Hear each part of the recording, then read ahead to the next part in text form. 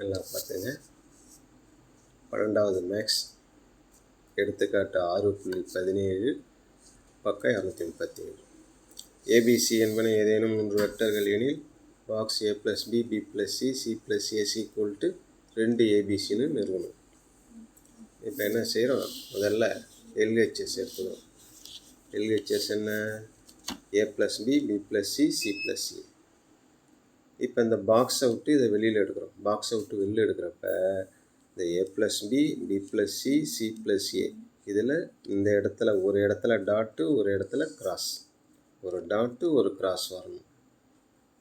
இப்போ இந்த இடத்துல என்னென்னா இந்த 2 உறுப்புகளை கிராஸ் இருக்கு இல்லையா, இதை மட்டும் தானாக சாதாரண பெருக்கல் b × c b × a இருக்கும் பாருங்க. b × c b × a b முடிஞ்சிருச்சு. அடுத்து c c × c c × a இது முடிஞ்சிருச்சு. அடுத்த ஸ்டெப் என்ன செய்கிறோம்? ஏயால் இந்த எல்லாத்தையும் 1 2 3 4 ஏயால் இந்த 4 உறுப்பை பெருக்கிறோம்.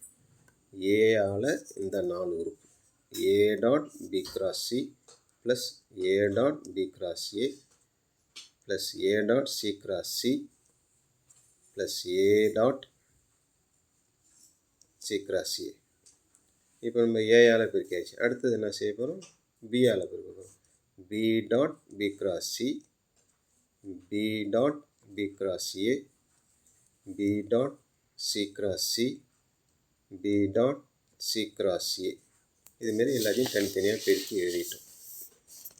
இப்போ இதில் பார்த்தோம்னா ஒரு டாட்டு ஒரு கிராஸ் இருக்குது. இதில் இருக்கக்கூடிய 8 உறுப்புகள் இருக்குது. 8 உறுப்புகளையும் பார்த்தோம்னா ஒரு டாட்டு ஒரு கிராஸ் இருக்கும். ஒரு டாட்டும் ஒரு கிராஸ் இருந்தால் பாக்ஸில் எழுதலாம். அதனால் இதில் இருக்கக்கூடிய 8 உறுப்பையும் என்ன செய்கிறோம்? பாக்ஸில் எழுதுகிறோம்.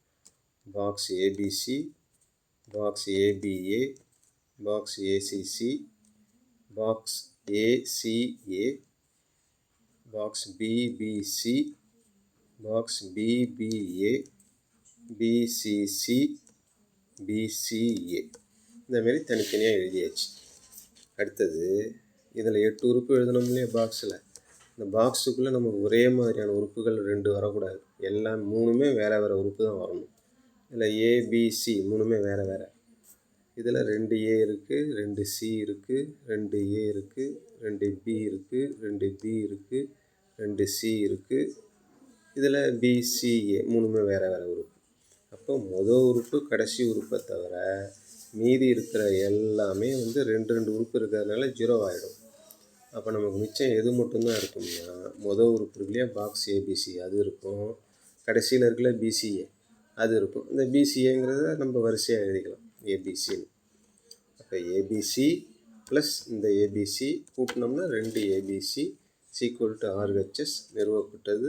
அவ்வளோதான்.